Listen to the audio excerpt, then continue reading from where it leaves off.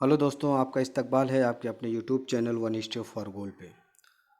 दोस्तों देखिए, अभी तक अच्छे खासे जो है मवाद चैनल पे अपलोड हैं सीटेट के लिए। और अब जो पेपर की सीरीज़ चल रही है वो काफ़ी इम्पोर्टेंट है उसको समझने के लिए, क्योंकि पेपर को एक्सप्लेनेशन के साथ पूरा सॉल्व किया जा रहा है कि हर क्वेश्चन के ऑप्शन को इसलिए समझ रहे हैं ताकि उससे मुतालिक अगर कोई भी क्वेश्चन आए तो आपका गलत ना हो। तो ये है 19 का पेपर है जो सेकंड लैंग्वेज जो लेते हैं, जिनका सेकंड लैंग्वेज है वो है। लेकिन क्या है कि ऐसा नहीं है कि अगर आप सेकंड लैंग्वेज ले रहे हैं तो आप पहली लैंग्वेज को नहीं पढ़ेंगे, क्योंकि पैडागोजी का एक तो कोई किताब मिलती नहीं है। तो लिहाजा पेपर बहुत ज़्यादा इम्पॉर्टेंट है कि आपकी दोनों पेपर देखें ताकि आपका बेहतर से बेहतर हो। देखिए, हमने जो पहला क्वेश्चन देखा था, पहला पेपर देखा था, दूसरा पेपर देख रहे हैं जो लैंग्वेज अपर प्राइमरी का होता है सेकंड पेपर। तो वहाँ पे हम देखेंगे कि कितना क्वेश्चन सिमिलर आते हैं। तो इससे क्या होता है कि ज़्यादा से ज़्यादा आपकी प्रैक्टिस हो जाएगी। दोस्तों, आपसे गुजारिश है कि आप ज़्यादा से ज़्यादा लोग शेयर करें ताकि आपको नोटिफिकेशन मिलता रहे, और आप सब्सक्राइब करें, बेल आइकन दबाएं और उन दोस्तों तक पहुंचाएं जिनको उर्दू की ज़रूरत महसूस होती है। और ज़ाहिर सी बात है, आप देख रहे हैं तो इसका मतलब है कि आपकी उर्दू है। तो और आपके जो दोस्त हैं उन तक चैनल को पहुंचाइए। आप सजेस्ट कर सकते हैं अगर आपको मवाद अच्छा लगे तो। ठीक है, हम पूरी वजाहत के साथ पूरी कोशिश करते हैं कि हर हर एक चीज़ को वाज़े करें। फिर भी अगर कोई डाउट रह जाता है तो आप कमेंट करिए, व्हाट्सएप करिए आप, ताकि आपका डाउट क्लियर हो। ये बहुत अच्छा लगता है कि कुछ लोग व्हाट्सएप भी करते हैं और कुछ लोग कमेंट भी करते हैं। तो कुछ एक आध जो क्वेश्चन पिछली बार में जो रह गए थे उसको हम देखते हैं कि क्या है क्वेश्चन, किस तरीके से क्वेश्चन पूछा जा रहा है। यहाँ पे देखिए 136, देखिए हम सिर्फ पेडागोजी देख रहे हैं यहाँ पे। और इसके पहले ये पेपर हमने शेयर कर दिया है और ये पेपर चाहिए विद आंसर की, इसके नीचे आंसर की लगी है। ठीक है, तो वहाँ से आप इस पेपर को भी देख सकते हैं, अपना एनालाइज भी कर सकते हैं। तो इस पेपर को अगर आप चाहिए तो व्हाट्सएप करिएगा या कमेंट करिएगा, या व्हाट्सएप ग्रुप है वहाँ से, या आप टेलीग्राम से, टेलीग्राम में हमारा इसी नंबर से है 8687826183। इस नंबर पे टेलीग्राम भी है। तो यहाँ पे भी आप मैसेज कर सकते हैं, आपको ये चीज़ आप तक पहुँचा दी जाएगी। ठीक है, चलिए क्वेश्चन की तरफ आते हैं। क्वेश्चन क्या है यहाँ पे? तौसीई मुताला है। तौसीई मुताले को आप अगर देखेंगे तो अगर इसको आप हम लफ्ज़ी माने में अगर उर्दू में देखते हैं तो किसी के वजाहत के साथ या कुशादा ये कह सकते हैं। तो यहाँ पे लेकिन हम ये इसको जब आप देखेंगे तो जो रीडिंग का जो टाइप्स है वहाँ पे एक्सटेंसिव एक्सटेंसिव रीडिंग आती है, एक्सटेंसिव। ठीक है, ये स्टडी आती है। इसमें क्या होता है, किसी चीज़ को आप ये कब करेंगे, किसी को लुत्फ़अंदोज़ होने के लिए करते हैं यहाँ पे। अब पिछली बार में वो था कि गैर तफ़हीम के लिए, उस पे थोड़ा सा डाउट था, वहाँ पे मैं सोच रहा हूँ क्लियर हो जाए।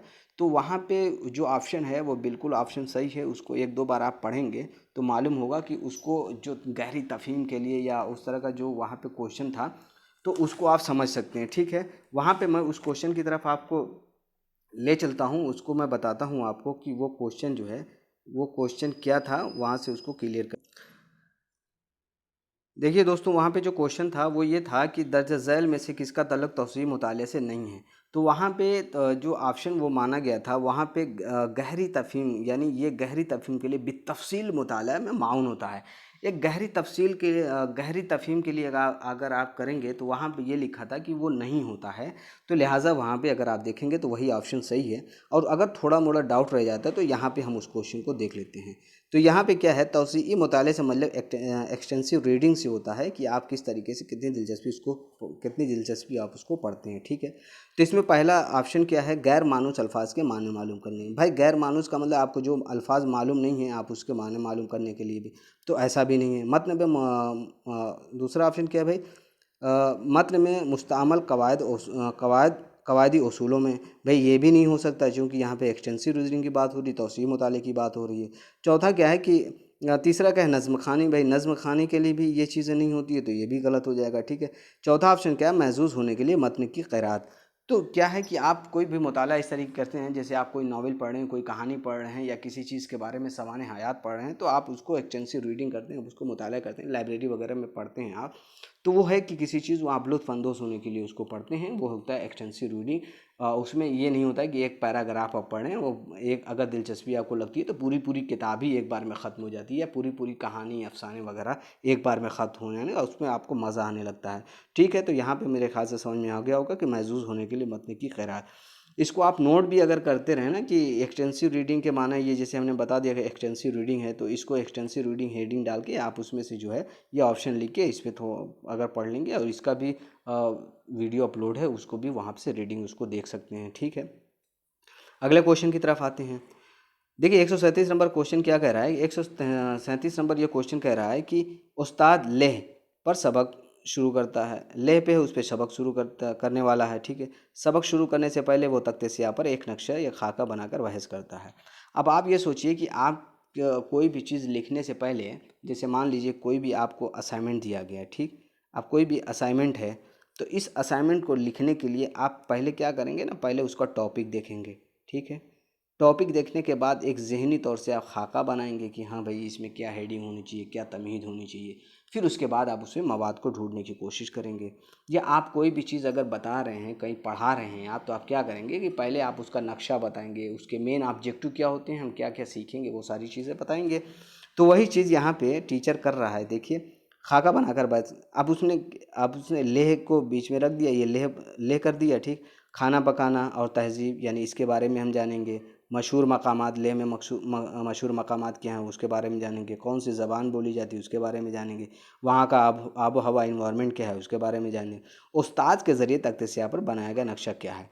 तो ये तो जानते ही हैं कि भाई उस्ताद अगर इस चीज़ को नक्शा बना रहा है तो इसमें कोई ज़्यादा सोच नहीं है। रास्त जो है डायरेक्ट अप्रोच होती है, तसव्वुराती खाका, एक मौज़ूआती नक्शा, एक आला नक्शा। तो यहाँ पे आप तसव्वुराती नक्शा बना रहे हैं, तो इसका क्या मतलब है कि आपका सेकंड ऑप्शन बिल्कुल सही होगा कि आप क्या कर रहे हैं कि तसव्वुराती सॉरी, ये सेकंड ऑप्शन क्या है, तसव्वुराती खाका आप बना रहे हैं, तो सेकंड ऑप्शन इसका बिल्कुल सही है। यहाँ पे कोई डाउट नहीं होना चाहिए। ठीक है, आगे देखते हैं 138 नंबर क्वेश्चन क्या है भाई। बच्चे मौसर अंदाज से लिखना सीखते हैं, अगर लिखी हुई चीज़ को मौसर अंदाज में लिखना सीखते हैं। तो क्वेश्चन पढ़िएगा, क्वेश्चन में यहाँ लिखने पढ़ने और जो 4 महारतें हैं वहाँ से बहुत क्वेश्चन तो आसान आता है, लेकिन अगर समझने में मुश्किल आ जाएगी तो आपका क्वेश्चन वहाँ पे गलत हो सकता है। तो ठीक है, देखते हैं कि बच्चे मौसर अंदाज में लिखना सीखते हैं अगर लिखी हुई चीज़ को। अब क्या करते हैं, किस चीज़ से मौसर अंदाज में लिखें। उस्ताद तलबा को इमला बोले, भाई इमला बोले तो जो बोल रहा है वही नहीं लिखना है, तो इसमें मुतासिर होने की कोई बात नहीं है। ठीक है, अब क्या है, दूसरा ऑप्शन क्या है, लड़कों के सियाक से मानवीयत रखती है और बामाने हों। लड़कों से आग जो का मतलब जो टैक्स दिया गया है, जो इक़्तिबास दिया गया उसकी मानवीयत रखते हों या रखती हो और बामाने हो। ठीक है, मतलब जो वो चीज़ें लिख रहे हैं, जो वो चीज़ मौसर अंदाज से लिख रहे हैं, उसकी एक मानवीयत हो, उसके एक मतलब उसकी अहमियत हो और उसको बामाने हो। चलिए सेकंड ऑप्शन तो सही लग रहा है। तीसरा देखें, उस्ताद के सियाको सकाफ़त से मानवीयत रखती हो। भाई सियाक और सकाफ़त में मानवीयत रखती है, तो एक ये अलग सा टॉपिक हो गया। दूसरी चीज़ चौथा क्या है, बोली हुई आवाज़ उसकी तहरीरी हद के माबैन रब्त हो। तो यहाँ पे अगर हम देखते हैं तो जो सबसे सही ऑप्शन है वो है सेकंड ऑप्शन के, लड़कों के सियाक से मानवीयत रखती हो। ठीक है, और बामाने हो। ये देखिए, ये यानी लड़के सियाको सबाक से मानवीयत रखते हैं और मानवीयत रखती हो, जो वो लिख रहे हैं उसकी एक मानवीयत हो, उसकी एक वैल्यूएबल हो, और उसके और बामाने हो मतलब उसका एक बेहतरीन नतीजा निकलता हो। ठीक है, इसको लफ्ज़ को आपको तहरीर को समझना पड़ेगा, क्योंकि सीटेट जो है कोई उर्दू को अगर सच मानों में अगर इसकी तहरीर और इसको अच्छी तरीके से लिख देता तो फ़ौरन ये आपके जहन में आंसर इसका आ जाता है। लेकिन आप समझने की अगर थोड़ा सा कोशिश करेंगे, इसको ये कह सकते हैं कि लड़के जो सियाको सबाक जो लिख रहे हैं उसकी एक मानवीय वैल्यू हो, एक एक क्या है वो माना खेज हो, एक उसका नतीजा बेहतरीन निकलता हो। अब यहाँ पे एक कैसे, अब ये कैसे हम कर सकते हैं। अब आप एग्ज़ाम देखते होंगे, वहाँ पे एक इक़्तिबास दिया होता है। ठीक है, ख़ास तौर से ये यूपी टेट वगैरह में और अदर टेट में ये क्वेश्चन पूछा जाता है कि एक इक़्तिबास दिया रहता है। ठीक है, पूरा इक़्तिबास दिया है ये। अब इक़्तिबास पढ़ने के बाद आपको ये कहे इसका बेहतरीन उन्वान क्या हो सकता है, तो वहाँ पे आप इसको पढ़ के, पूरे इक़्तिबास को पढ़ के बेहतरीन उन्वान आप उसका इंतखाब करते हैं। तो क्या करते हैं कि एक भाई मौसर तरीन वो तहरीर है, सबाक है, उसके बाद आप वहाँ से क्या करते हैं कि आप उन्वान का इंतखाब करते हैं, जो बेहतर और मुफीद उन्वान होता है उसका आप इंतखाब करते हैं। ठीक है, तो यहाँ पे क्या है, तो इसी हिसाब से आप समझिए, तो वहाँ पे सेकंड ऑप्शन बिल्कुल सही है। ठीक है, अब आइए आगे क्वेश्चन आते हैं। देखिए ये क्वेश्चन जो है, प्रोडक्ट अप्रोच, दर्ज झैल में कौन महासल रवैया प्रोडक्ट अप्रोच का अंजाम कार नहीं है। अब यहाँ पे देखेंगे कि प्रोडक्ट जो है अप्रोच का क्या है, वो नहीं है। अब यहाँ पे ये समझने के लिए प्रोडक्ट अप्रोच अंजाम कार नहीं है, ठीक है। अब यहाँ पे पहली बात तो ये है कि प्रोडक्ट अप्रोच, अगर आप प्रोडक्ट अप्रोच के बारे में अगर आप देखेंगे तो वहाँ पे आपको ये लगेगा कि कोई भी चीज़, प्रोडक्ट का मतलब क्या होता है भाई, आप किसी प्रोडक्ट के बारे में पैदावार के बारे में बात करेंगे। प्रोडक्ट के माने अगर लफ्ज़ी माने हम देखें तो पैदावार के हैं, ठीक है। अप्रोच के माने तो रवैये के होते हैं, तर्ज रसाई के होते हैं, ये होते हैं, ठीक है। ये चीज़ समझ में आ गई। अब ये प्रोडक्ट अप्रोच होता क्या है? प्रोडक्ट अप्रोच को अगर हम समझने के लिए ये कह सकते हैं कि उसको थोड़ा सा समझाने की कोशिश करते हैं। उसमें ये होता है कि आपको एक इक़्तिबास दे दिया जाता है। अब इक़्तिबास को उसको आप पढ़ते हैं, पढ़ने के बाद उसको एनालाइज़ करते हैं। एनालाइज़ करने के बाद आप जो सोचते हैं, फिर उसके बाद उसी हिसाब से उसको एनालाइज़ करते हैं। उसके अपने नज़रियात और अपने ख़यालात को तंज़ीम, मतलब उसको ऑर्गेनाइज़ वे में करते हैं, उसको मुनज़्ज़म और तरतीबवार तरीके से करते हैं, और उस पे एक नतीजा खेज़ अमल होता है। और उसमें तलबा को पूरे मतन को एक तहरीर के साथ, या उसमें क्या है, ख़यालात को और आपके तरतीब और ज़बान के इस्तेमाल, इन सारी चीज़ों पे बहुत ज़्यादा ज़ोर दिया जाता है। इसको हम एक लफ्ज़ से और यूँ समझ सकते हैं इसको, कि क्लासरूम में, जैसे क्लासरूम है, क्लासरूम में तहरीरी नुक्ते नज़र तक पहुँचने के मुतअद्दिद तरीके होते हैं। जैसे मान लीजिए कोई तहरीर है तो इसके नुक्ते नज़र तक पहुँचने के लिए मुख्तलिफ़ क्या होते हैं, मुख्तलिफ़ तरीके होते हैं। उन तरीक़ों तक पहुँचने के लिए, उन तरीक़ों तक रसाई करने के लिए आपको प्रोडक्ट अप्रोच की ज़रूरत पड़ती है, ठीक है। तदरीसी तहरीर के लिए रवायती नुक्ते नज़र, जिसमें तलबा किसी नमूने मद्दे की नकल करते हैं और तरगीब दी जाती है, मोटिवेशन किया जाता है, यानी मोटिवेशन दिया जाता है, तो इसको तज्ज़िया करते हैं। इसी को आप प्रोडक्ट अप्रोच कहते हैं, ठीक है। और आप चैनल के साथ बने रहिए, और हम इस पे, ये बहुत बार क्वेश्चन आ रहा है, एक तो है प्रोसेस अप्रोच, दूसरा है प्रोडक्ट अप्रोच। इंशाल्लाह हम बितफ़सील इस पे वीडियो लाने की कोशिश कर रहे हैं। इस पे नेट से हम कंटेंट किसी भी पेडागोजी में नहीं मिलेगा आपको। नेट पे भी, पूरे यूट्यूब पे आप प्रोसेस और प्रोडक्ट अप्रोच को ढूंढ डालिएगा, कहीं पे भी नहीं मिलेगा। कुछ आर्टिकल्स वगैरह हैं वो हमने पढ़ रखे हैं, और इंशाल्लाह हम सोच रहे हैं कि उर्दू में पूरे प्रोडक्ट अप्रोच को, उस पर एक वीडियो बनाएं, ताकि कोई भी क्वेश्चन आए तो आपका गलत ना हो, ठीक है। तो यहाँ पे हम बस थोड़ा सा हमने प्रोडक्ट अप्रोच को समझ लिया है। अब उस हिसाब से हम क्वेश्चन को देखते हैं।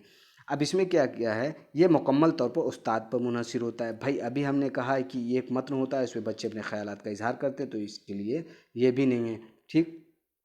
और दूसरा कि ये किरदारियत पसंदी बिहेवियरिस्टिक मॉडल पर होता है, बिहेवियरिस्टिक मॉडल पे नहीं होता है। बिहेवियरिस्टिक मॉडल तो एक अलग तरीका है। बिहेवियरिस्टिक आपने उसको साइकोलॉजी या लर्निंग टीचिंग में आपने इसको पढ़ा होगा। अगर हर चीज़ की वजाहत की जाए तो अभी तो वीडियो काफ़ी लंबा हो जाता है, और देख रहे हैं कि काफ़ी लंबा हो जाएगा, ठीक है। ये तैयारशुदा जो है, तैयारशुदा वो आखिरी अंजाम पर तवज्जो मरकूज़ होता है। तो यहाँ पे जो तैयारशुदा जो है, तवज्जो उसकी अरबी मरकूज़ पे होता है। ये मुकम्मल तौर पर उस्ताद क्या है, ये क्वेश्चन को समझते हैं। दस झैल में कौन मासल रवैये के प्रोडक्ट का अंजाम कार नहीं है, ठीक है, अंजाम कार नहीं है। अब इस हिसाब से हम देखें तो ये मुकम्मल तौर पर उस्ताद पर मरकूज़ होता है, ठीक। दूसरा क्या है, ये किरदारियत पसंद बेवरिस्टिक मॉडल पर मबनी होता है। ये तैयारशुदा आखिरी अंजाम पर तवज्जो मरकूज़ होता है, ठीक। अब चौथा ऑप्शन देखते हैं कि ये ख़यालात की आमद और उमज पर ज़ोर देता है, ठीक है। अब ये देखिए, यहाँ पे इस क्वेश्चन को आप अगर समझें, लेकिन यहाँ पे मुझे लगता नहीं है कि बहुत अच्छी तरीके से समझ में आएगा, क्योंकि जब तक इस पे तफसीली वीडियो नहीं बनाया जा सकता तब तक इसको समझना थोड़ा सा मुश्किल है। तो यहाँ पे हमने थोड़ा सा बता दिया प्रोडक्ट अप्रोच, और यह क्या है, अंजाम से नहीं है, बिहेवियरिस्टिक अप्रोच पे। हालांकि मैंने इसको पढ़ा है तो वहाँ पे ये वाला ऑप्शन तो नहीं मिला है, ये किरदारियत जो है बिहेवियरिस्टिक मॉडल पर मबनी होता है, ये नहीं। लेकिन यहाँ पे अगर हम सीटेट का और देखें, ये ख़यालात की आमद और उपज पर ज़ोर देता है। भाई ख़यालात की आमद और उपज पर ज़ोर देने का मतलब ये है कि आप किसी चीज़ को आइडियल मानते हैं, किसी इक़्तिबास को आइडियल मानते हैं, उसके हिसाब से आप प्रोडक्ट करते हैं, ठीक है। प्रोडक्ट किस चीज़ का होता है भाई, ज़रूरत के हिसाब से किसी चीज़ का प्रोडक्ट होता है, तो उसी हिसाब से यहाँ पे क्या है, नहीं पूछा गया है, अंजामकार नहीं है। तो यहाँ पे चौथा ऑप्शन बिल्कुल सही है, यह ख़यालात की आमद और उपज पर ज़ोर देता है। ये क़यामत उपज पे ज़ोर देता है, ठीक है, ये याद रखिएगा, जोर देता है। लेकिन अगर एक ख़ास पॉइंट पे अगर हो तो वहाँ पे वो जोर देता है, सिर्फ ख्यालात और उपज पे जोर नहीं देता। किसी नुक्ते नज़र पे, जो क्या किसी नुक्ते नज़र पे सोचने के लिए ही, नुक्ते नज़र पे सोचने के लिए ही ये जोर देता है, न कि सिर्फ ख्यालात और उपज पे जोर देता है। ठीक है, इसको एक दो बार आप सुनिएगा, और ना हो तो इंग्लिश में आप गूगल पे सर्च करके इसको आप पढ़ भी सकते हैं। इंशाल्लाह आप लाइक शेयर और हौसला बढ़ाइए।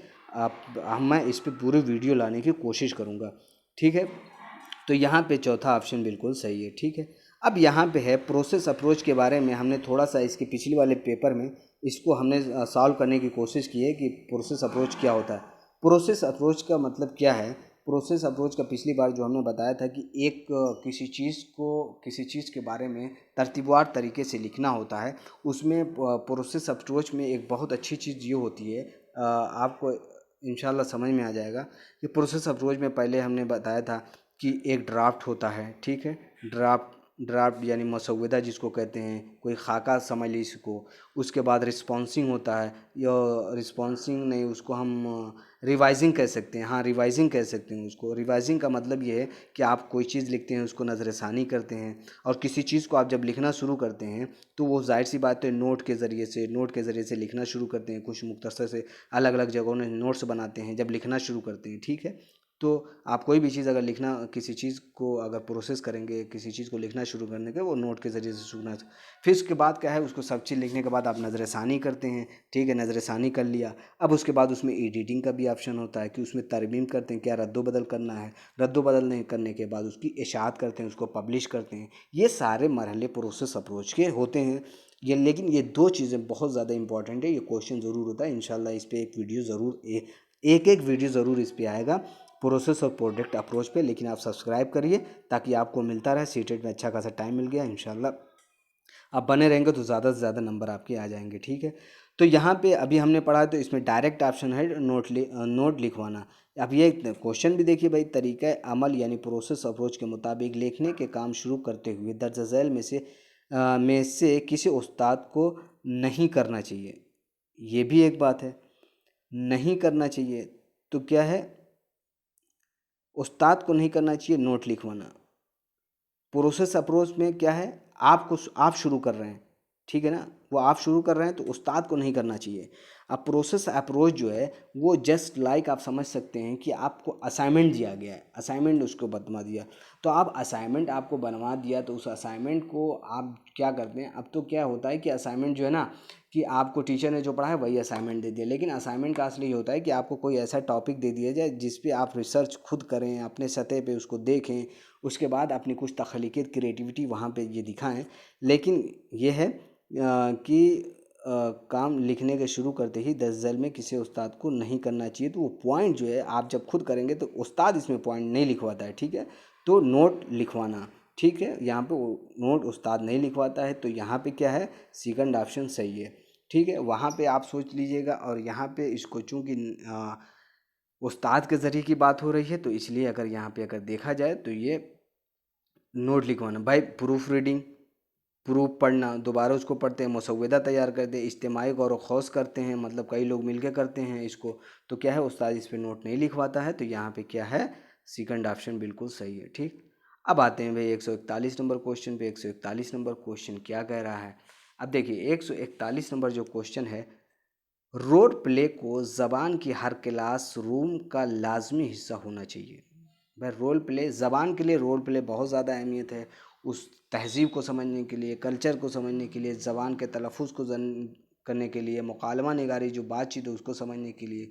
अब देखिए इसमें ऑप्शन क्या हो सकता है, ये बच्चों को आज़ादाना गप मारने के काबिल बनाता है। भाई ये बच्चों को आज़ादाना गप मारने की, तो ठीक है, देखते हैं दूसरा ऑप्शन भी। ये क्लासरूम में नज़्म ज़ब्त बनाए रखने के मौसर तरीके। भाई सिर्फ जब रोल प्ले कर रहे हैं तो क्लास में कैसा नज़्म ज़ब्त रहेगा, तो आप समझ ही सकते हैं। रोल प्ले का मतलब ये है कि उसमें तो बच्चे उसमें खुद उसको महसूस होते हैं, उसको एंजॉय करते हैं, उस चीज़ को समझते हैं। और तीसरा ऑप्शन देखते हैं, ये बच्चों को कहानी याद करने के काबिल बनाता है। भाई कहानी को कभी याद करने से आप जोड़िएगा नहीं। ठीक है, कहानी को एक तख्लीकी सलाहियत है, बच्चों को आज़ादाना तौर से उनको वजाहत करने को कहा जाता है। ठीक है, चौथा ऑप्शन देखिए, ये बच्चों को ज़बान के बारे में बामाना गुफ्तगू में शरीक होने के काबिल बनाता है। रोल प्ले में हर बच्चे को ये बच्चों की ज़बान के बारे में बामाना गुफ्तगू में शरीक होने के काबिल बनाता है। तो यहाँ पे चौथा ऑप्शन बिल्कुल सही है, कोई डाउट नहीं होना चाहिए। ठीक है, 141 नंबर क्वेश्चन है। अब यहाँ पे देखिए 142 नंबर क्वेश्चन क्या है। बच्चों से जब किसी मखसूस मौजू पर मुख्तसर नज़्म भी याद रखिएगा के लिए कहा जाता है तो वो बरुए काल लाते हैं। एक चीज़ ये देखिए कि आप उर्दू पढ़ते हैं, बहुत अच्छी उर्दू जानते हैं, लेकिन हर कोई शेर व शायरी नहीं कर सकता। शेर व शायरी करना एक तख्लीकी सलाहियत है, तो वो तो आप जानते हैं कि शेर व शायरी एक तख्लीकी सलाहियत है, और जिसकी वजह से वो शेर व शायरी करते हैं। अगर इंसान बहुत कोशिश कर सकता है, बहुत मेहनत करके शेर व शायरी कर सकता है, लेकिन वो वाली सलाहियत नहीं आती जिसके अंदर वो तख्लीकी सलाहियत होती है। तो यहाँ पे अगर उस्ताद ये काम कर रहा है कि नज़्म, छोटी सी नज़्म बच्चों को लिखने के लिए कह रहा है, तो ये क्या है, ये गौर करिएगा, बच्चों से जब किसी मखसूस मौजू पर लिखने के लिए कह रहा है, ये नहीं कि कहीं से नज़्म है उसको याद करने के लिए, उसको लिखने के लिए, यानी मखसूस मौजू है, कोई एक माहौल बना दिया और कहा कि इस पर आप नज़्म लिखिए, तो क्या है, तख्लीकी सोच पे वो मुनहसिर करता है। यहाँ पे तख्लीकी सोच क्या है, पहला ऑप्शन बिल्कुल सही है। ठीक, 143 नंबर क्वेश्चन पे आते हैं भाई। देखते हैं 143 नंबर क्वेश्चन क्या है। बच्चों को अच्छा कारी बनाने के लिए, यानी कारी मतलब अच्छा पढ़ने वाला बनाने के लिए, उनके लफ्ज़ियात को फ़रोग़ देना एक अच्छा अमल है। हाँ, अच्छा कारी बनाने के उनके लफ्ज़ियात यानी अल्फाज ज़्यादा से ज़्यादा जो हों उनको फ़रोग़ देना एक अच्छा अमल है। ठीक है भाई। दर्ज झैल में से कौन लफ्ज़ियात को फ़रोग़ देने के लिए बेहतरीन हिकमत अमली हो सकती है। अब यहाँ पे बेहतरीन हिकमत अमली जो हो सकती है उसको देखते हैं हम, क्या है। तलबा मुतज़ाद व मुतरादिफ अल्फाज की तवील फ़हरिस्त याद करें। भाई ये तो क्या है कि याद करना तो इस तरह का तो आता नहीं है, कि हालांकि आपको जुमले के ज़रिए या अंदाज़ा लगा के चीज़ों को समझना होता है, ये बेहतरीन तरीका होता है ज़बान को सीखने का। मुतज़ाद, उल्टे और हम माना लफ्ज़, इन सब चीज़ों को तो पहला ऑप्शन तो बिल्कुल नहीं हो सकता। तलबा को जब किसी नए लफ्ज़ से साबका पड़ता है तो वो लुग़त देखते हैं, लेकिन क्या है, और वो लुग़त देखते हैं। ठीक है, दूसरा ऑप्शन भी पढ़ लिया। तीसरा क्या है, तलबा मतन में मुस्तमल लफ्ज़ मुश्किल अल्फाज की निशानदह करते हुए उनको जुमलों में इस्तेमाल कर देंगे। भाई ये भी सही है कि जुमलों में इस्तेमाल करेंगे, लेकिन इस तरह के ऑप्शन में जहाँ बच्चों को लॉजिकल थिंकिंग डेवलप हो तो वही ऑप्शन यहाँ पे बिल्कुल सही होता है। अब यहाँ पे चौथा ऑप्शन देते हैं। तलबा नए अल्फाज के माने के कयास के लिए सियाक को बरुए काल लाना सीखें। जैसे मान लीजिए कि आपको किसी चीज़ की मीनिंग नहीं आ रही है, जैसे मान लीजिए कि आपको यहीं पे अगर हमको साबका का मीनिंग नहीं आता है, साबका क्या क्या माने है, तो मैं आपको, मुझसे आपका साबका पढ़ा या उनसे उनका साबका पढ़ा, तो आपने ये बात कही, तो क्या आपको साबका मीनिंग तो नहीं आता है। ठीक, ऐसा नहीं कह रहा हूँ कि नहीं आता है, मान लीजिए कि नहीं आ रहा है, तो आप क्या करेंगे कि आपने उस जुमले को पूरा पढ़ लिया, आप जुमले की वजह से आप माने का कयास लगा सकते हैं, हाँ भाई उसका ये माने हो सकता है। ठीक है, तो वहाँ क्या आप लॉजिक लगा रहे हैं उसको सीखने की, तो वो जो लॉजिक लगाएंगे ना वो याद करने से अच्छा है, क्योंकि आप जो है उस चीज़ को याद रखेंगे। अब आपको जैसे मान लीजिए कि आपको उर्दू सीखना है तो पूरा इक़्तिबास पढ़ें, जहाँ पे जो मीनिंग नहीं आया उसको लिख लीजिए। एक मीनिंग की वजह से पूरा कभी कभी इक़्तिबास ही फंस जाता है। तो क्या है कि आपको अंदाज़ा लगाते हैं, तो यहाँ पे वही पूरा है, तलबा नए अल्फाज के माने के कयास के लिए सियाक को बरुए काल लाना सीखते हैं। ठीक है, चौथा ऑप्शन बिल्कुल सही है भाई। 144 नंबर क्वेश्चन क्या है। उस्ताद बच्चे की ज़िंदगी के चंद अहम वाक़यात का मुशाहिदा करता है और उन्हें बयानिया अंदाज में रिकॉर्ड करता है। तो यहाँ पे कई बार क्वेश्चन आ चुका है, कई बार यहाँ पे ये क्वेश्चन आ चुका है कि रिकॉर्ड पूरा वो लगता है, तो वो पे वहाँ पे क्या होता है, वाक़याती रिकॉर्ड होता है, और इस पे भी पूरा एक एक वीडियो बनाने की ज़रूरत है कि रोब्रिक्स क्या होता है, रेटिंग स्किल क्या होता है, पोर्टफोलियो क्या होता है, या मुशाहिदाती क्या होता है। चूँकि एक दो क्वेश्चन आपको किसी न किसी पैराहे में आपको मिल ही जाएगा, और इंशाल्लाह हम कोशिश कर रहे हैं, हो सकता है कि कुछ सोच रहे हैं हम ये कि कुछ टाइप करके, चूँकि उर्दू में लिखने का मसला ये है कि कुछ चीज़ें समझ में नहीं आती है, उर्दू नुक्ते इधर के उधर हो जाते हैं, चूँकि तेज़ी से उसको लिखते हैं और उसके लिए टाइम भी दरकार है। सोच रहे हैं कि इस सब पे अगर टाइप अगर हो जाए, आप लोग दुआ करिए कि बेहतर से बेहतर हम काम कर सकें। ठीक है, और जहाँ तक हमें टाइम मिलेगा हम पूरी कोशिश करेंगे। सीटेट में चूँकि टाइम मिल गया तो सब पे एक एक वीडियो लाने की, जितना को क्या हम करेंगे, क्या पेपर में जो जो चीज़ें आई हैं उन सारी चीज़ों पे एक एक वीडियो बनेगा। हर क्वेश्चन पे जो जो मेथड पूछा गया है, जैसे प्रोसेस सब्जेक्ट हो गया, प्रोडक्ट अप्रोच हो गया, एक्सटेंसिव रीडिंग हो गया, या स्कीमिंग हो गया, या रूब्रिक्स हो गया, या मुशाहदाती हो गया, ऑब्जर्वेशन जिसको कहते हैं, या एनेक्डोटल रिकॉर्ड हो गया, ये सारी चीज़ें हैं। इस पे एक एक वीडियो आएगी, तो इंशाल्लाह कोई भी क्वेश्चन आपका गलत नहीं होगा। ठीक है। और तो यहाँ पे आप याद रखिएगा कि वाक़याती रिगार्डिंग यानी चौथा ऑप्शन बिल्कुल सही है, लेकिन बस आपका सपोर्ट चाहिए। आप दोस्तों तक पहुँचाइए ताकि इसको हम बेहतर कर सकें। भाई हमारे भी हौसला अफजाई हो कि हम मेहनत कर रहे हैं, तो अच्छे खासे लोग इसको देख रहे हैं। ठीक है। आइए अब 145 नंबर क्वेश्चन पे आते हैं कि 145 नंबर क्वेश्चन क्या है। दर्ज झैल में से कौन बोलने की कामयाब सरगर्मी की खसूसियात है। देखिए, दर्ज झैल में कौन बोलने की कामयाब सरगर्मी की खसूसियात है। अब तो यहाँ पे ऐसा नहीं है कि आप जो है सरगर्मियों के बारे में बहुत चीज़ पढ़ते हैं, लेकिन वहाँ से पढ़ने के बाद आपको सबसे ख़ास चीज़ें को ही ध्यान में रखना होगा। बच्चों को गैर मसावियाना शिरकत। भाई बच्चों को गैर मसावियाना शिरकत, तो ऐसा तो नहीं है कि बच्चे की आप गैर मसावियाना शिरकत करेंगे तो उसके ज़रिए से कुछ ऐसा होगा। तो ऐसे भी नहीं है कि गैर मसामियाना शिरकत से कोई इसका सरगर्मी से ताल्लुक़ नहीं है। बच्चों को बातचीत का मौका फराहम करने वाली सरगर्मी, ये तो भाई बहुत सही लग रहा है कि बच्चों को जो है बोलने की सरगर्मी, बच्चों को आप बात करने का ज़्यादा से ज़्यादा आप मौका दें। हाँ भाई, ये तो बहुत बेहतरीन है, ये तो हो सकता है। ठीक है।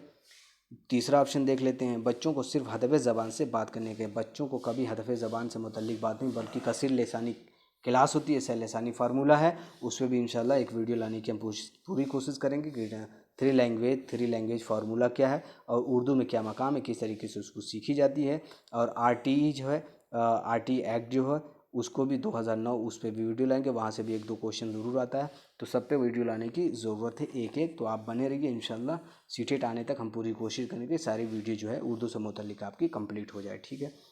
तो यहाँ पे सेकंड ऑप्शन हमने देख लिया तो अच्छा है। ये तीसरा ऑप्शन है जो ये तो नहीं हो सकता। क्लासरूम में मौसर नज़्म ज़ब्त करने वालों को ज़्यादा बातचीत, भाई ये भी नहीं है कि आप कुछ लोगों को इग्नोर कर रहे हैं। तो यहाँ पे जो सबसे बेहतरीन ऑप्शन है कि बच्चों को बातचीत का मौका फराहम करने वाली सरगर्मी डे। अब सरगर्मी से बहुत सी छूट होती है, आप ड्रामा करा सकते हैं, रोल प्ले जैसे है वो करा सकते हैं आप, या कोई और भी एक्टिविटी वगैरह करा सकते हैं आप। ठीक है। 145 नंबर क्वेश्चन है। 146 नंबर क्वेश्चन क्या है। वाइगोस्की के मुताबिक ज़बान की खाली स्पेस है कि मौसर ज़बान की आमोज़िश का सबसे बुनियादी जुज़ु क्या है। तो ये तो आप वाइगोस्की के पीछे पिछली बार जो है वाइगोस्की का था, उसको हमने एक्सप्लेन किया है इसके पहले। तो वहाँ पे आप यहाँ पे जो है समाजी तामुल, सोशल इंटरेक्शन इसको कहते हैं, कि समाजी तामुल के ज़रिए ही ज़बान को सीखी जाती है। ठीक है। जैसा आपको माहौल मिलता है वैसे करते हैं। तो यहाँ पे पहला ऑप्शन बिल्कुल सही है। ठीक है भाई। 147 नंबर क्वेश्चन देखते हैं, इसमें क्या कहा गया है। द जज़ैल में कौन सी सरगर्मी बोलने की महारत के मश्क के लिए सबसे ज़्यादा माउन होगी। सबसे ज़्यादा माउन होगी, अब ये कौन सी होगी, अब ये देखते हैं। तलबा को किसी मौजू पर बाज़ाब्ता छोटी सी पेशकश का नज़्म करें। ठीक है। अब ये क्या है कि किस क्या बोल रहा है, कौन सी सरगर्मी बोलने की इमारत, तलबा को किसी मौजू पर बाज़ाब्ता छोटी सी पेशकश का नज़्म करें। यहाँ पे पेशकश का नज़्म करें का एक तो मसला ये है कि ऑर्गेनाइज वे में कोई चीज़ करें या नज़्म पेश करें, तो इसीलिए है कि उसको पहला ऑप्शन है। दूसरा ऑप्शन भी देख लेते हैं भाई। उस्ताद तलबा का बामकसद इमला लिखवाए। भाई सरगर्मी पे अगर लिखवाने की बात है तो ऐसा तो नहीं है कि बामकसद तौर से इमला लिखवाए, पहला भी नहीं होगा। ठीक है। तीसरा क्या है, तलबा फराहम करदा इशारों पर मबनी कहानी अपने अंदाज में लिखें। अब यहाँ पे देखिए, अब ये देखिए किस चीज़ की सरगर्मी बोलने की महारत मश्क के लिए सबसे ज़्यादा माउन होती है। तो तलबा को फराहम करदा इशारों पर मबनी कहानी अपने अंदाज में लिखें। ठीक है। चौथा भी ऑप्शन देख लेते हैं, फिर इसको समझते हैं। तलबा एक अच्छी प्रोजेक्ट रिपोर्ट तैयार करें। एक अच्छा प्रोजेक्ट रिपोर्ट तैयार करें। तो ये प्रोजेक्ट का तो है, ये एक अलग मसला है। ठीक है। उस्ताद मकसद इमला लिखे, ये भी नहीं हो सकता। तो तलबा को फ़राहम करदा इशारों पर मबनी कहानी को अपने ख़यालात में जब वो लिखेगा, हालांकि अगर इसको देखा जाए सब बोलने की महारत में, बोलने की महारत की मश्क के लिए सबसे ज़्यादा महाउन होता है। अब यहाँ पे देखिए, चूँकि बोलने की बात है तो अगर यहाँ पे रोल प्ले अगर इस तरह का कोई ऑप्शन होता तो वो वहाँ पे बेहतर हो जाता। ठीक है। लेकिन चूँकि आपको चार में से ही बेहतर चुनना है, तो वहाँ पे अगर तलबा को फराहम करदा इशारों पर मबनी कहानी को अपने अंदाज में लिखने को कहते हैं, तो वो जब ये लिखेगा तो वो अपने ही मादरी ज़बान में जितना उसके पास ज़ख़ीरे अल्फाज होगा वो उसी हिसाब से उसको लिखने की वो कोशिश करेगा। तो यहाँ पे थर्ड ऑप्शन जो है बिल्कुल सही है, ठीक है, कि वो तलबा फराहम करदा इशारों पर मबनी कहानी को अपने अंदाज में लिखने की कोशिश करेगा, ठीक है। यहाँ पे थर्ड ऑप्शन बिल्कुल सही है। अगर कोई डाउट हो तो आप बिल्कुल इसको कमेंट करिएगा, पूरा पूरा आपकी हेल्प वहाँ से की जाएगी, ठीक है। अब यहाँ पे देखते हैं, पढ़ने का कौन सा मरहला, 148 नंबर क्वेश्चन है, पढ़ने का कौन सा मरहला तलबा की इस काबिल बनाता है कि वो अपनी साबका मालूमात को नई हासिल करदा मालूमात के क्लासरूम से बाहर की दुनिया से मरबूत करें। अब ये आप देखिए, ये जब भी आप लेसन प्लान बनाते हैं, बार बार लेसन प्लान की बात इसलिए आती है क्योंकि आपके जहन में वो चीज़ें रहीं, आपने टीपी की हुई है, टीचिंग प्रैक्टिस की हुई है, ठीक है। अब वहाँ पे आप एक होता है साबका मालूमात, ठीक है। साबका मालूमात से मतलब ये होता है कि आप जो नई चीज़ पढ़ रहे हैं, जो बच्चों को मुताले से कब्ल जो है वो बच्चे जो चीज़ जानते हैं उस चीज़ की मालूमात है, बच्चों की साबका मालूमात प्रीवियस नॉलेज के साथ आप नई मालूमात को आप जोड़ते हैं, तो वही चीज़ होती है साबका मालूमात से। अब वो चीज़ वहाँ पे लिखते हैं। अब उसके बाद आप कुछ तमहीद करते हैं, तमहीद कहानियों के ज़रिए कर सकते हैं, सवालात के ज़रिए कर सकते हैं, एक्टिविटी के ज़रिए कर, उसके मुख्तलिफ़ तरीके हैं कि आप तमहीद कैसे करेंगे। ज़्यादातर लोग सवालात के ज़रिए करते हैं, आसान चूँकि पड़ता है तो वो अपनी साबका मालूम को नई हासिल करदा मालूमात से क्लासरूम से बाहर की दुनिया से मजबूर करते हैं। तो यहाँ पे देखा जाए तो माक़ाबिल मुतालिया, यानी वो माक़ाबिल मुतालिया जो होता है, यहाँ पे माक़ाबिल मुतालिया तो नहीं होगा, माक़ाबिल मुतालिया तो नहीं होगा, ये होता है आई रीड लेटर होता है। माक़ाबिल मुतालिया का मतलब होता है आई रीड बिफोर, ठीक है, चूँकि कब्ल है ना तो बिफोर ही आएगा। अब दौरान मुतालिया, भाई दौरान मुतालिया का भी इतना कुछ वो नहीं है, ठीक है, कि दौरान मुतालिया ड्यूरिंग स्टडी आप ये करेंगे, चूँकि साबका मालूमात से, तो क्या करेंगे, कब्ल अज़ मुतालिया, कब्ल अज़ मुतालिया, इसको देखिए, कब्ल अज़ मुतालिया, मुताले से पहले, ठीक है। अब क्या करेंगे, थर्ड ऑप्शन, चौथा ऑप्शन क्या है, माबाद मुतालिया, ठीक। अब माबाद मुताले का मतलब कि पहले आप उस चीज़ को पढ़ लिया, उस चीज़ को सबक को पढ़ लिया, सबक का पढ़ने के बाद आपने खुद अपने ज़ाती तौर से मुताला किया, मुताले के बाद के माबाद के मुताले, यानी पहले के मुताले को बाद के मुताले से जो है ना, माक़ाबिल मुताले को माबाद मुताले से जोड़ देना, ठीक है। तो यहाँ पे आप देखेंगे तो चौथा ऑप्शन बिल्कुल सही होगा कि माबाद मुताले, ठीक है, माक़ाबिल मुताले को माबाद मुताले से जोड़ देना। आप साबका मालूमात को इस तरीके से भी आप जोड़ सकते हैं, ठीक है। तो वहाँ पे क्या है, माबाद मुताले, चौथा ऑप्शन बिल्कुल सही है, ठीक। भाई 149 नंबर क्वेश्चन देखते हैं, वकूफ़ियत पसंद नज़रिया। देखिए, वकूफ़ियत पसंद नज़रिया, यहाँ कॉग्निशन से बात हो रही है। कॉग्निशन जो डेवलपमेंट है, थ्योरीज है कॉग्निशन की, उसके बारे में बात हो रही है कि मुताबिक बच्चे ज़बान की आमोज़ी मौसर तरीके से करते हैं जब। अब यहाँ पे आप ये देखिए कि कॉग्निशन की जब भी बात होती है तो कॉग्निशन में आपको स्किल विस्किल सब आ जाती है कि आप किसी चीज़ को कैसे, जैसे आप ब्लूम टैक्सोनॉमी पढ़ते हैं, ठीक है, ब्लूम टैक्सोनॉमी पढ़ते हैं तो पहले के नॉलेज होता है, अंडरस्टैंडिंग होता है, एप्लीकेशन होता है, एनालाइज होता है, ठीक है, सिंथेसिस होता है, फिर उसके बाद इवैल्यूएशन होता है। तो क्या है, ये कॉग्निशन का पूरा स्टेप है। आप मकासद और खुसूसी भी जो बनाते हैं, वहाँ पे पहला आप सोचेंगे नॉलेज का रहा है, फिर अंडरस्टैंडिंग का रहा है, एप्लीकेशन का रहा है, स्किल का रहा है, ये सब सारी चीज़ें वहाँ पे वो चीज़ें देखने की जोड़ने की कोशिश करते हैं। वो ब्लूम टैक्सोनॉमी के हिसाब से ही आप अपने मकासद को तय करते हैं कि बच्चे को क्या क्या चीज़ें सीखनी होती हैं, ठीक है। एक बाई एक आप रखते हैं कि पहले नॉलेज रहे, उसके बाद बच्चे अंडरस्टैंड कर सकें, उसके बाद वो एप्लीकेशन कर सकें, उसके बाद वो चीज़ों को सारी चीज़ें समझ सके, अपने खुलासे तौर से बयान कर सकें, ठीक है। ये चीज़ें हो गई। क्वेश्चन देखते हैं भाई, वकूफ़ियत पसंद नज़रिए के मुताबिक बच्चे की आमोज़ी का मौसर तरीके से करते हैं जब। उस्ताद क्लास को कंट्रोल करता है और बच्चों को बहुत कम मौका देता है। भाई बच्चों को कभी भी ऐसा नहीं करना है कि बहुत कम मौका दे रहे हैं, बल्कि मुनासिब मौका देना है। वो बच्चों को कवायद के उसूलों याद करने में हौसला अफजाई करता है। याद करने की भी कोई बात नहीं होती कवायद में। आप NCERT किताब आप देखे होंगे तो वहाँ पर कवायद की कोई जगह नहीं है, इक़्तिबास के ज़रिए से वो निकाला जाता है। बच्चे तख्त से यहाँ पर जवाब साफ साफ नकल करते हैं। भाई ऐसा भी नहीं है साफ साफ नकल करते हैं, ठीक है, ये भी नहीं हो सकता। चौथा देखें, उस्ताद मुख्तलिफ महारतों पर मबनी कामों और सरगर्मियों में शिरकत के लिए तलबा की हौसला अफजाई करते हैं। ये बिल्कुल जो है चौथा ऑप्शन बिल्कुल सही है, ठीक है। अब भाई देखिए, 150 नंबर क्या है भाई, आपसे गुजारिश है कि पहली बार देख रहे हैं तो सब्सक्राइब कर दीजिएगा, फ़ायदा आपका ही होगा। और इंशाल्लाह हम हौसला अफजाई हमारी भी होगी कि ज़्यादा लोग देख रहे हैं, उसको लाइक भी करिए। हम उसी हिसाब से हर टॉपिक पे, जितना अभी तक सीटेट में कोई इस तरह का टॉपिक पूछा गया है जिस पे नहीं है, ये काफ़ी मुश्किल टॉपिक है, प्रोडक्ट और प्रोसेस ऑफ जो अप्रोच और स्कीमिंग स्कैनिंग, उर्दू में तो आपको कहीं नहीं मिलेगा। मैं इंशाल्लाह कोशिश करूँगा कि इस पे वीडियो लाने की पूरी कोशिश करूँ। बस ये है कि कोई जामे अच्छा और मज़बूत नोट्स अच्छे तरीके से तैयार हो जाए तो इंशाल्लाह आप तक पहुंचाने की कोशिश करूंगा मैं। और आप इसको ज़्यादा से ज़्यादा शेयर करिए, ठीक है। आइए 150 नंबर क्वेश्चन देखते हैं भाई क्या है। अच्छा सामे है, आप एक अच्छा सामे हैं, हम बता रहे हैं, आप सुन रहे हैं, इसका मतलब क्या है कि आपको सीटेट का आपको एग्ज़ाम देना है, तो आप इस चीज़ को मेहनत से, गौर व फिक्र के ज़रिए से, हर चीज़ को लॉजिक के ज़रिए से, हर चीज़ को इसको देख रहे हैं। अब इसको देखें, अब अच्छा सामे कौन हो सकता है, ठीक है भाई, ये भी देख लेते हैं कि अगर अच्छा सामे क्या होता है।